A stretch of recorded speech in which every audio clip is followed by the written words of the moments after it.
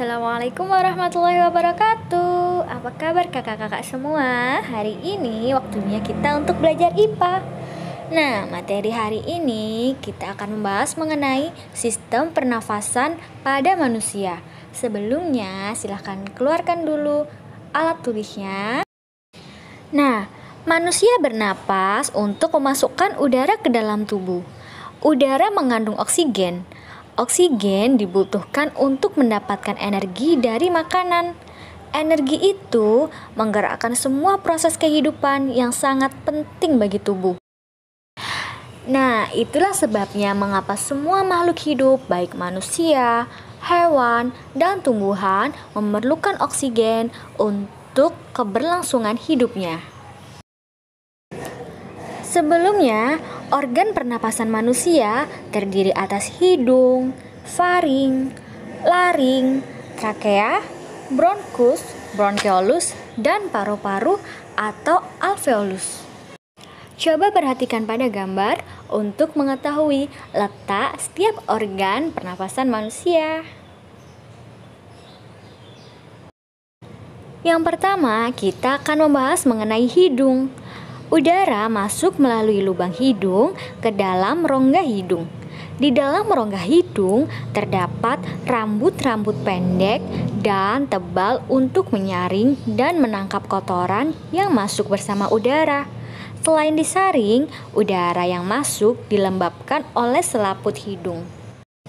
Jadi, rambut-rambut pendek yang terdapat di lubang hidung memiliki fungsi yaitu untuk menyaring dan menangkap kotoran yang masuk bersama udara. Jadi, kotoran yang terdapat di udara tidak ikut masuk ke dalam hidung kita. Yang kedua yaitu faring. Faring merupakan persimpangan antara saluran pernapasan pada bagian depan dan saluran pencernaan pada bagian belakang. Selain itu, faring juga berperan dalam proses masuknya udara ke dalam pita suara yang menghasilkan suara. Nah, faring juga menjadikan manusia mungkin untuk bernafas melalui mulut. Yang ketiga adalah laring. Laring terdapat di bagian belakang faring. Laring terdiri atas 9 susunan tulang rawan berbentuk kotak. Nah, laring juga merupakan saluran pernapasan yang membawa udara masuk menuju trakea. Fungsi utama laring adalah untuk melindungi saluran pernapasan dan mencegah masuknya benda asing ke dalam saluran pernapasan. Yang keempat adalah trakea atau batang tenggorokan. Pada trakea terdapat jaringan yang disebut silia yang akan bergerak dan mendorong keluar debu-debu dan bakteri yang akan masuk. Nah, trakea berfungsi untuk menyuplai udara ke paru-paru agar udara dapat masuk dan keluar dari paru-paru. Selain itu, trakea juga mampu menghangatkan serta melembabkan udara yang masuk ke paru-paru. Yang kelima adalah bronkus. Bronkus merupakan percabangan dari trakea serta terdiri atas bronkus kiri dan bronkus kanan. Bronkus berfungsi sebagai saluran udara yang memastikan udara masuk dengan baik dari trakea ke alveolus. Selain itu, bronkus juga berfungsi untuk mencegah terjadinya infeksi. Yang keenam ada bronkeolus. Bronkeolus merupakan percabangan dari bronkus. Bronkeolus berfungsi untuk menyalurkan udara dari bronkus ke alveolus. Selain itu, bronkeolus juga berfungsi untuk mengontrol jumlah udara yang masuk dan keluar saat proses bernapas berlangsung. Yang ketujuh adalah alveolus. Alveolus terdapat di dalam paru-paru yang merupakan tempat terjadinya pertukaran oksigen dan karbon dioksida. Ustazah ulang sekali lagi, alveolus merupakan tempat terjadinya pertukaran oksigen dan karbon dioksida. Alveolus dikelilingi kapiler-kapiler darah. Alveolus berbentuk seperti buah anggur.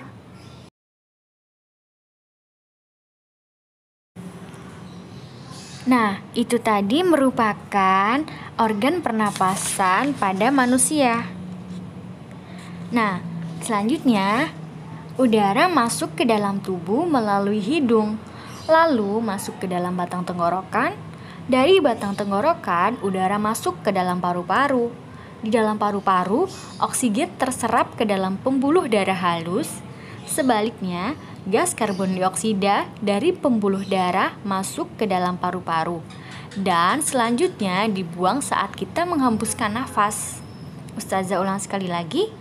Udara masuk ke dalam tubuh melalui lubang hidung, lalu masuk ke dalam batang tenggorokan.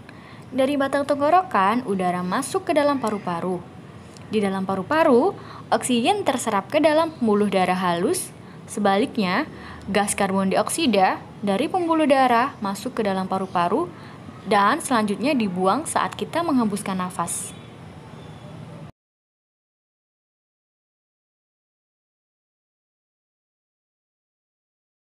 Selanjutnya, kita akan membahas mengenai bernapas membutuhkan kekuatan otot.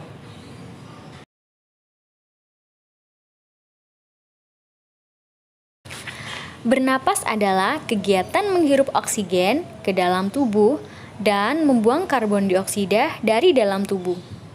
Otot pernapasan utama adalah diafragma. Saat kita menghirup udara, diafragma akan berkontraksi menjadi lebih datar. Saat itu, paru-paru membesar untuk dapat menampung udara yang kita hirup. Saat kita hirup udara, otot-otot tulang rusuk mengangkat tulang rusuk kita, sehingga paru-paru membesar.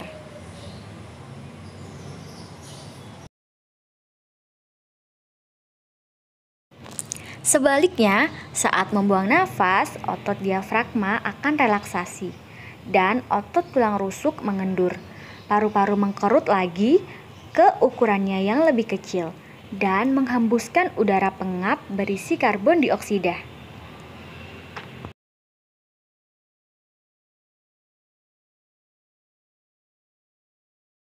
Nah, video ini menunjukkan gerakan otot diafragma saat kita bernapas.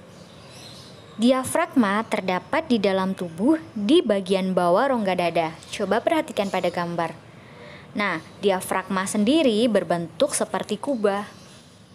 Coba perhatikan pada gambar yang menunjukkan udara masuk. Nah, ketika kita menghirup udara, diafragma akan berkontraksi menjadi lebih datar. Coba perhatikan pada gambar. Nah, saat itu paru-paru membesar untuk dapat menampung udara yang kita hirup. Saat kita menghirup udara, otot-otot tulang rusuk mengangkat tulang rusuk kita sehingga paru-paru membesar. Sebaliknya, saat membuang nafas atau saat udara keluar, otot diafragma akan relaksasi. Dan otot tulang rusuk mengendur untuk menghembuskan udara yang berisi karbon dioksida. Nah, sampai di sini materi IPA pada hari ini. Semoga bermanfaat. Sampai jumpa minggu depan. Wassalamualaikum warahmatullahi wabarakatuh.